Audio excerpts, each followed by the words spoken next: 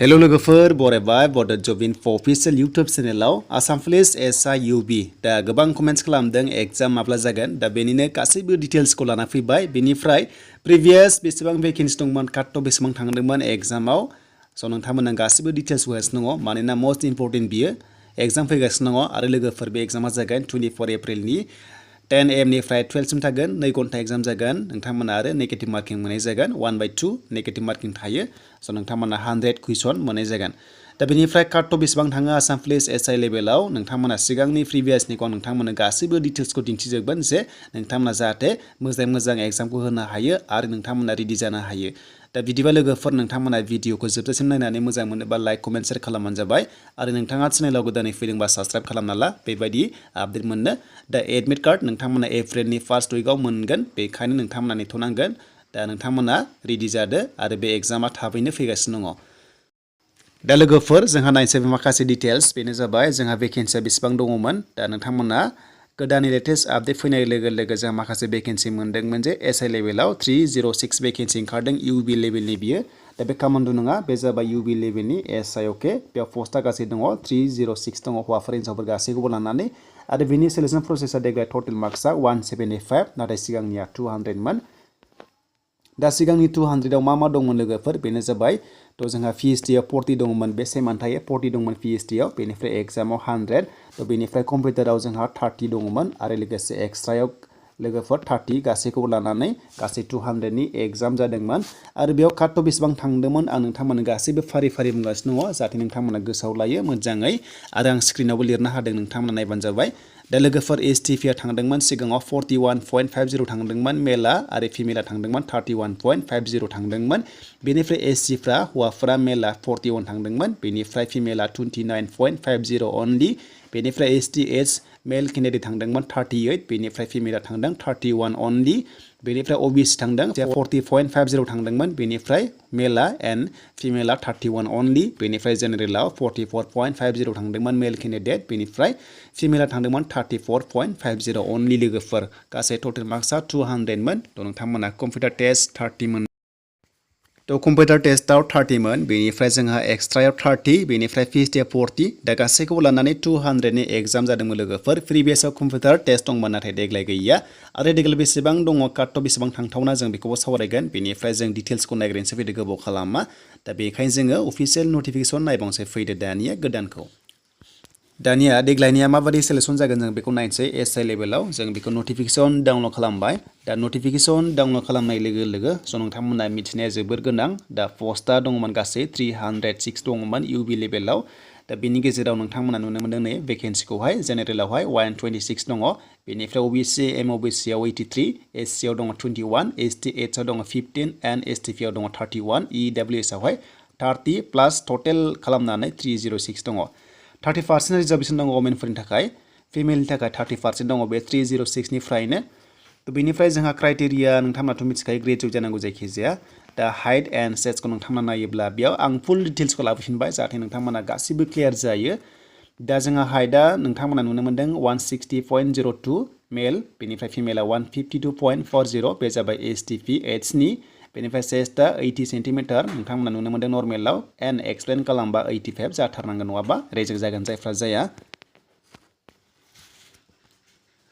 दानिया लोगोफोर फैदो एग्जामाव दा फार्स्ट फेजआव SI लेभेलाव एग्जाम जागोन कामान्ड'आवबो जागोन बेनिफ्राय जोंहा कामान्ड' AB होनना बुङो SI लेभेलाव कामान्ड' दङ बेनिफ्राय नोंथांमोना आरोबाव UB बे जाबाय UB दा एग्जामा बथ साइड सेमाव जागोन सेम डेटआव जागोन 24 एप्रिलाव 10 AM निफ्राय 12 सिम थागोन दा एग्जामा 100 मार्क्सनि एग्जाम जागोन नोंथांमोना बेयाव नुनो मोनदों 100 मार्क्सनि एग्जाम जागोन अके बा SI आव लोगोफोर 100 मार्क्सनि एग्जाम जागोन बेनिफ्राय नैबे OMR सिटआव एग्जाम जायो अफलाइन एग्जाम जागोन आरो 100 कुइसन थागोन एन्ड नोंथांमोना 1 मार्क मोनगोन मोनसे कारेक्ट जायोबा आरो रं जायोबा नोंथांमोना 1/2 माइनास जागोन एबा नोंथांमोना मोननै रंबा 1 नाम्बार नोंनिफ्राय दाननाय जागोनबा माइनास पइन्ट जागोन 1/2 नेगेटिभ मार्किं दङ बेनिफ्राय सिलेबासानो matters relating to history and culture of Assam and India Assam history and Indian history नोंथांमोना फरायनांगोन एन्ड कालचार लाइननि मिथिनांगोन नलेज थानांगोन बेनिफ्राय GK दङ बेनिफ्राय जोंहा कम्प्रिहेन्सन दङ इंलिश लेभेलाव बेनिफ्राय एप्टिट्युड दङ बेनिफ्राय जोंहा लजिकेल रिजनिं दङ ओंखायनो नोंथांमोना बे सिलेबासखौ मोजाङै नायबानो जाबाय जाहाथे क्लियार जायो आरो टाइमा नैबे 3 आवार्समोन नाथाय बेखौ माइनास खालामनानै 2 आवार्सल' होबाय लोगोफोर एग्जामा only 2 आवार्स एग्जाम जागोन सिगाङाव 3 मोन नाथाय दा प्रेजेन्टनि 2 आवार्सल' एग्जाम जागोन अके 10 AM निफ्राय 12 सिम थागोन बेखौ नोंथांमोना क्लियार जादो स' बिनिफ्राय लोगोफोर काट अफ बेसेबां थांगोन प्रिभियासआव जोंहा थांदोंमोन एसटिआ बेनो जाबाय 41.50 मेलाव थांदोंमोन अके मेल केन्डिडेट बेनिफ्राय जोंहा हिन्जावफ्रा एबा फिमेला थांदोंमोन 31.50 अनलि 31.50 थांदोंमोन जोंनि एसटिपिआव अके थ' बेनिफ्राय जेनेरेलाव थांदोंमोन थ' जेनेरेलाव मेला थांदोंमोन बेनो जाबाय प्रिभियासनि थ' जेनेरेला थांदोंमोन लोगोफोर जोंनिया 44.50 थांदोंमोन मेल केन्डिडेट बेनिफ्राय फिमेला थांदोंमोन थ' फिमेला थांदोंमोन जोंनि जेनेरेला 34.50 अनलि थांदोंमोन प्रिभियासआव आरो टटेल पस्टआ दंमोन 597 अके थ' 597 पस्ट दंमोन बेनिफ्राय टटेल मार्क्सआ गासै 200 दंमोन 200 नि गेजेराव थांदोंमोन अनलि हाइस्ट थांदोंमोन 44.50 जेनेरेलाव मेला एन्ड फिमेला थांदोंमन 34.50 10 डिफारेन्स दङ लोगोफोर हिन्जावफोरा थ' दानिखौ नायोबा दानिया टटेल थागोन 175 थ' 175 दङ दानिया 175 एग्जामाव 100 जागोननाय नोंथांमोना नुनो मोनदों बेनि गेजेराव प्रिभियासजों कम्पेयार खालामबा दानियाव 45 प्लासआवनो नोंथांमोना पिएचडि होनो मोनगोन 100% 45 प्लासआवनो नोंथांमोना पिएचडि होनो मोनगोन जायफ्रा 45 प्लास मोनो एसटिपिआव चान्स दङ आरो नोंथाङा जुदि 50 प्लास मोनोबा जेनेरेलाव चान्स दङ दानि काट अफखौ नायोबा सिगांनिखौ रुजुना नायोबा दा जोंहा बेसेबाङाव फैनायनि चान्सआ थागोन मानोना बेयावबो नेगेटिभ मार्किं दङ थ' बेनिफ्राय टटेल सेलेक्शन प्रसेसआ बोरै जागोन आं नोंथांमोना दिन्थिनोसै दा फार्स्टआव एग्जाम जागोन एग्जाम जाखांनानै जायफ्रा क्वालिफाइड जागोन नोंथांमोना रिटेन एग्जाम थाखाय एग्जाम होनांगोन थ' बेनिफ्राय जोंहा नेक्स्टआव मा टेस्ट दङ आं नोंथांमोना दिन्थिनोसै थ' नोंथांमोना गासैबो डिटेल्सखौ मिलायनांगोन दा बेखायनो जोंहा नै लोगोफोर एक्सट्रायाव 30 दङ दा बे एक्सट्रायाव 30 दङ स' जोङो बुजिबाय जे एग्जामाव जोंहा 100 दङ येस थ' बेनिफ्राय जोंहा पिएचडिआव 40 दङ देन जोंहा 140 थांबाय थ' बेनिफ्राय एक्सट्रायाव 30 थांबाय थ' एक्सट्रा होननाय लोगो लोगो मा दं नायदो नोंथांमोना एनसिसिआव 5 दङ बेनिफ्राय हमगार्डआव 5 दङ बेनिफ्राय स्पर्ट्सआव 10 दङ अके स्पर्ट्सआव ओरैबायदि जागोन स्टेट लेभेलाव गेलेनायबाबो जागोन जे नोंथांमोना जायफ्रा स्टेट लेभेलखौ गेलेदों बेनो जाबाय डिस्ट्रिक्टनिफ्राय थांनानै स्टेट लेभेलाव गेलेहैदों नोंथांमोना अब्ला 2 मोननाय जागोन मिनिमाम 2 थ' बेनिफ्राय दानाया एकाडेमिकआव नायदो नोंथांमोना पार्सेन्ट दङबा थ' जायफ्रा ग्रेजुवेटआवहाय पार्सेन्ट दङ 45 निफ्राय 59 सिम दङ अब्ला नोंथांमोना 2 मोनगोन बेनिफ्राय 60 एबवबा नोंथांमोना 4 मोनगोन नै बेनिफ्राय आरो जायफ्रा एलएलबि बायदिसिना दङ बिटेक दङ अब्ला बेयाव मोजां नाम्बार मोननाय जायो थ' बेनिफ्राय जोंहा नेक्स्टआव दङ भाइबा दा पार्सनेल इन्टारभिउ दङ भाइबायाव अनलि 5 दङ अके अनलि 5 दङ दा अनलि 5 दङ भाइबायाव नोंथांमोना नुनो मोनदों दा गासै 175 नि जागोन लोगोफोर दानि जों डिटेल्सखौ नायफिननोसै फैदो बेसेबां जागोन नै दा रिटेनाव 100 दङ बेनिफ्राय फिजिकेलाव 40 एन्ड एक्सट्रायाव थागोन 30 बेनिफ्राय भाइबायाव